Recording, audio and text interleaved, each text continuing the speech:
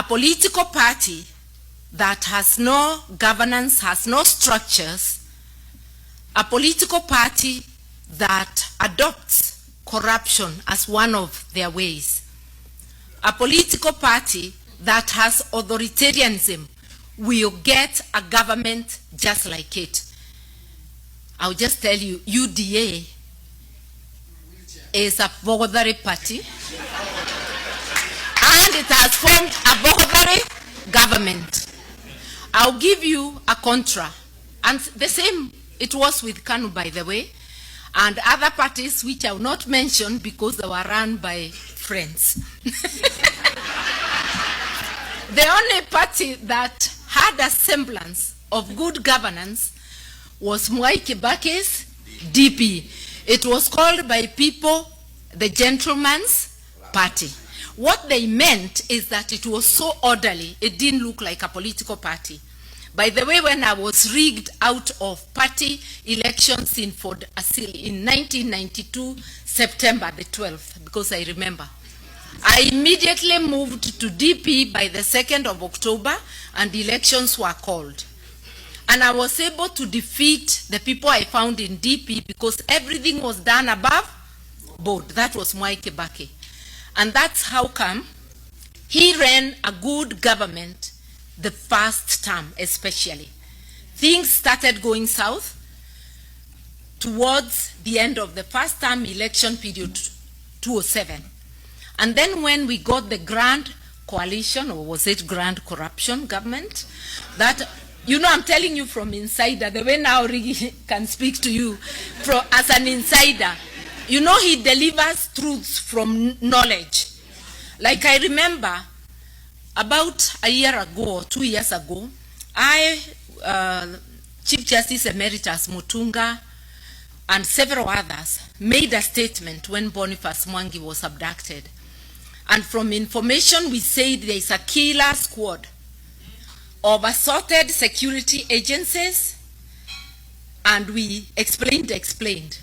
Rigathi has explained it better than us. He's even given us the figures that it has just slightly over 100 people. You know, that's from insider, just like Muturi did on abductions. In fact, Muturi will be my witness in the Law Society case, because they keep denying, yet he has insider information. I'm just telling you that having people who have inside knowledge is very important. I had inside knowledge of the Kibaki government, and I can tell you that it ran well until we stopped caring about the law, and that happened especially in 2000, after the coalition government came, and I lasted just for 1 year before leaving. Because it has to be, you don't want things done which later you cannot explain. You can't be part of it and then deny it. So we are having a problem. The issue is governance, and political parties do matter. Kindly, you can make that party you join a party that is well run by speaking out. You can make sure that that party has good policies by impacting on the policies. You can also support that party through donations. And when many people support, you do not have to spoil your budget. You just give the little money you could have. You forgo your coffee for a day, and you give that small donation. Help us get Kenyans to know that parties should be given, not giving out. You know, we've got to get away from that handout culture. Help us through word of mouth for people to know. And those who do not have money, you still can give. Give your time. It is money. Volunteer in cash and in kind, and through word of mouth. So I want to say that there's a lot you can do. There's a lot you're doing. We still expect so much of you. We are going to build Kenya together. And please link political parties with governance. If we don't do that, I could list parties that are large but have bad governance, that even if they were to go in, they will go in limping. We have to be ready. What changes do we want? We have to focus on institutions. Imagine the three arms of government are the worst in terms of governance. The judiciary, even about using money in a reckless manner. If you check how they are doing their buildings and all that. If you go to the executive, worst. You go to parliament, terrible. Those who want to be members of parliament, those who want to join politics and be leaders, let it be a calling to serve. These days, parliament is a glamour job. And of course, our great son, Samido, has also been around here. He's a great guy. We really love his music. And you know, the other day they were trying to coerce these musicians to go and sing for them and lie to the people of Kenya that Shah is working. And I told them, you musicians, that is not your work. Your work is to sing for us so that we can sleep well. Yeah? Your work is to entertain us when we are relaxing, trying to struggle with what Kasongo has taken us through. So there is no you can be with the Kasongo, and then you are coming to sing to the same people who are frustrated by Kasongo, isn't it?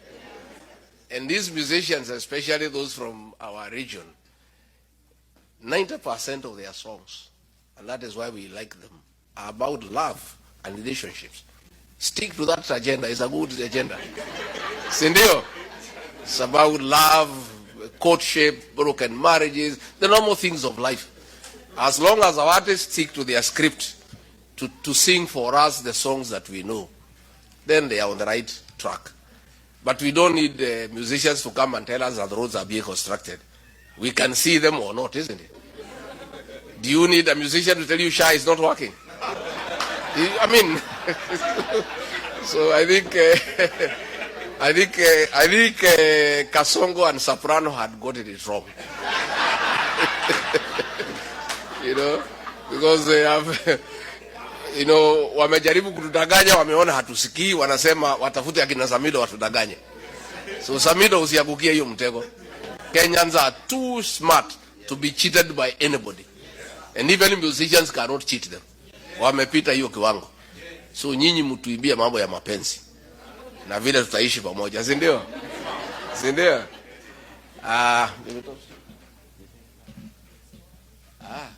Sasa muko tayari tumkaribishe kiongozi wetu? Yeah?